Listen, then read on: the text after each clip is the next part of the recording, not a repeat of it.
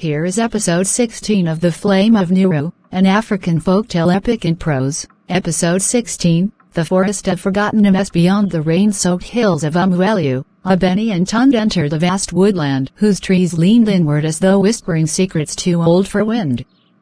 The villagers had warned them, greater than the forest does not take your life. It takes your name. For in this place, called Okiriana, the leaves did not rustle. The birds did not sing. And the path behind disappeared with every step. At first, the journey was silent. Then Abeni noticed something strange. Tund began to slow. He looked around, confused. Greater than, why are we here again? He asked suddenly. Abeni stopped. You don't remember. Greater than, remember what? She stared into his eyes. They were clear, but something within them wavered like heat over sand. She held his face gently. Greater than Tund, your name is Tund. I'm Abeni. You followed the flame. But even as she spoke, he blinked then frowned. Greater than Abeni, I don't. His name was slipping from his mind. Panicked, she grabbed the flame between worlds and held it close to him. It flared briefly, and he gasped, eyes clearing. Greater than, I was forgetting myself, he said hoarsely. Abeni nodded. The forest eats memory. It feeds on the unrooted. She pulled the tear of Rain Sister from its pouch and placed it on Tund's chest. The cool drop seemed to anchor him. Greater than, you must stay close to the flame, she said. Even a step too far, and it may take you from me. They pressed forward, and soon, the forest thickened into a misty grove. Carved into the trees were names, hundreds, thousands, etched in languages old and new. Abeni touched one gently, Gid, daughter of Ik. Another, Aro, who died singing. Greater than, these are the ones it took, she murmured. Suddenly, a whisper echoed between the trunks, greater than, you seek your purpose. But what of the names you forget in your journey? A woman stepped from the fog. Her eyes were veiled. Her robes made of fallen leaves. Greater than, I am Azera, keeper of the lost names. Abeni stood her ground. Greater than, we mean no harm.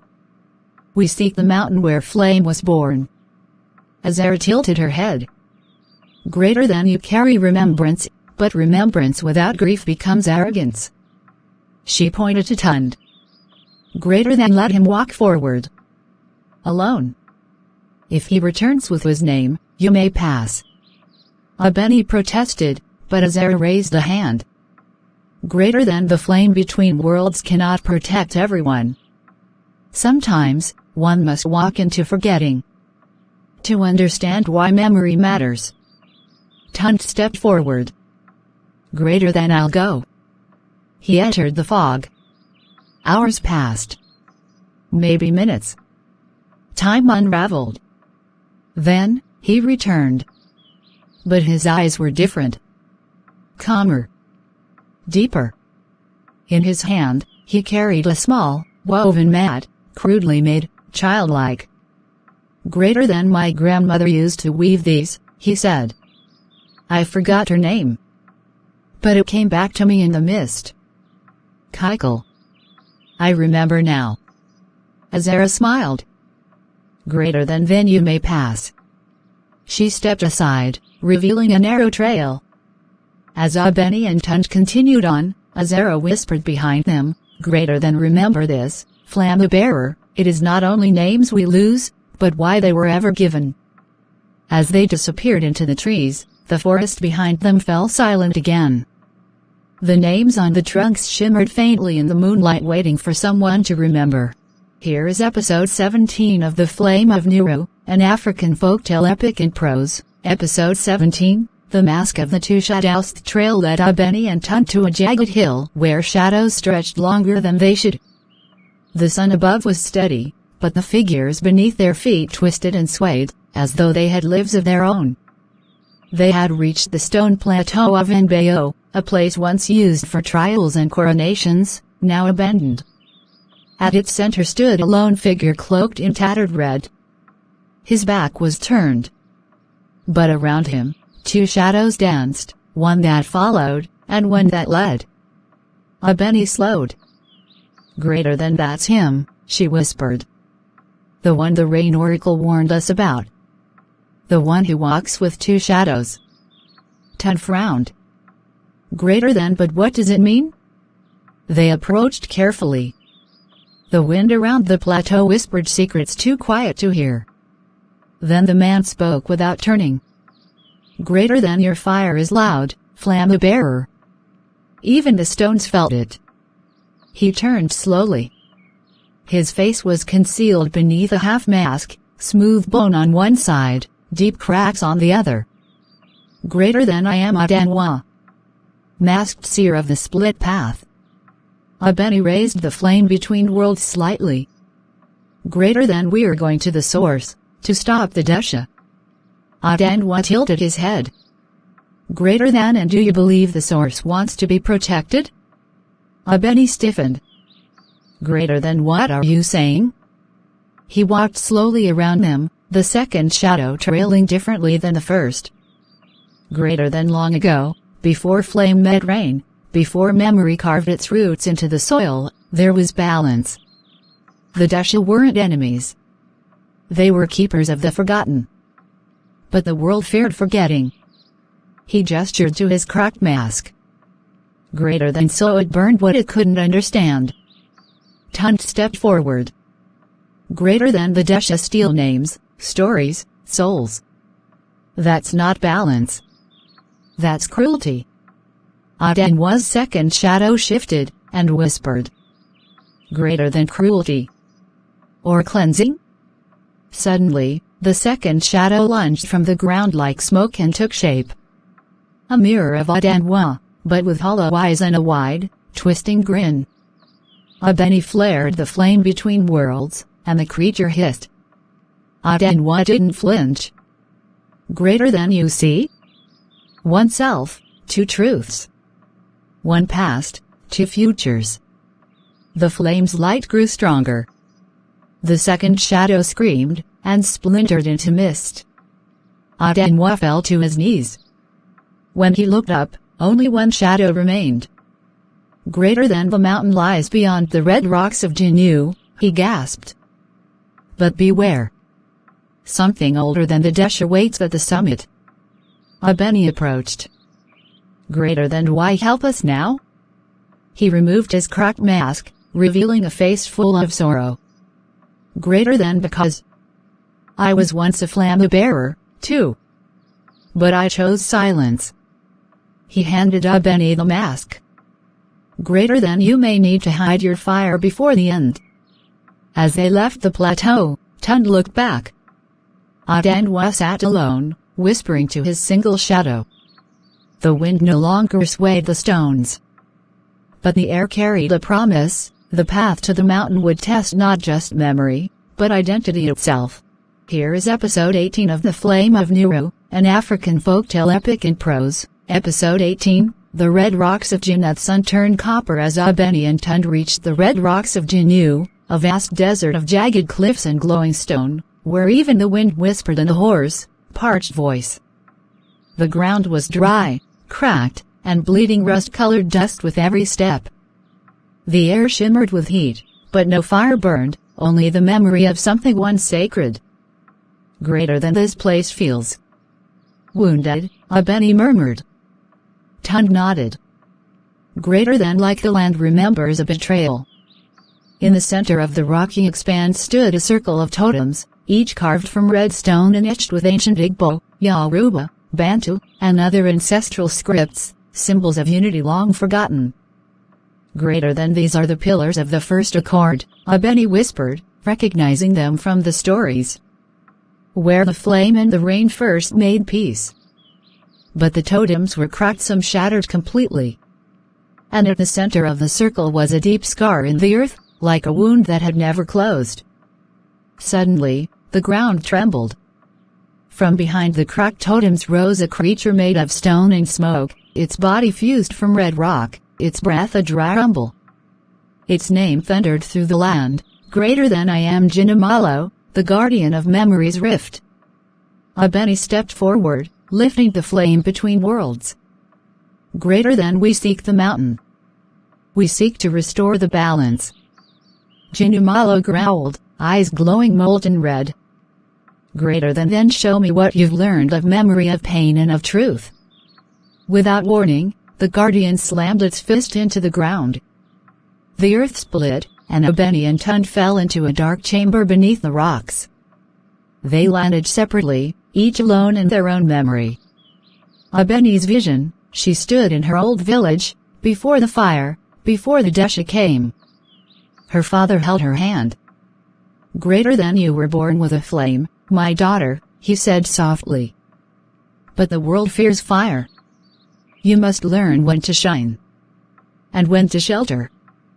Then the vision shifted, to the day she left her mother behind to search for the truth. "Greater than come back to me, Abeni," her mother had cried. "Do not chase shadows and forget your roots." Abeni wept. Tund's vision: he was a child again, running through the marketplace of his youth, laughing. But then the crowd blurred. People turned from him. His own voice faded from their minds. He reached for his sister, she stared through him. "Greater than Tund who?" she whispered. He cried out, but no one remembered his name. He curled up, the void swallowing his voice. Then, light. The flame between worlds pulsed from the crack above. It glowed with more than fire, it pulsed with remembrance. It drew their hearts back. Abeni stood. Tund rose. And together, they climbed from the pit of memory. Jinumalo watched, silent. Then, slowly, he knelt. "Greater than you remembered yourselves. Even when the past tried to rewrite you." He stepped aside, and from the shadows emerged a stone path leading higher into the mountain. "Greater than go. But know this, the Desha do not fear fire. They fear those who carry it with humility." As they climbed, the mountain loomed, wreathed in cloud and legend. But within the flame between worlds, something new stirred, not just memory. Hope. Here is episode 19 of The Flame of Nuru, an African folktale epic in prose. Episode 19, The sky that weeps. Ashest mountain rose like a broken spear into the heavens, its peak shrouded in thick smoke that curled like sorrow. As Abeni and Tund climbed, the world behind them vanished beneath a blanket of ashfall, soft, white, and strangely warm. Each flake that touched them whispered memories. Not theirs, but those of others. "Greater than I hear crying," Tund murmured, brushing ash from his shoulder. "Greater than I hear laughter," Abeni said. And music. From another time. They had entered the ash sky, their realm where forgotten dreams went to grieve. At a high ledge, they found a circle of children seated on the ground. Each one made entirely of ash and ember, glowing faintly, yet fading with each breath.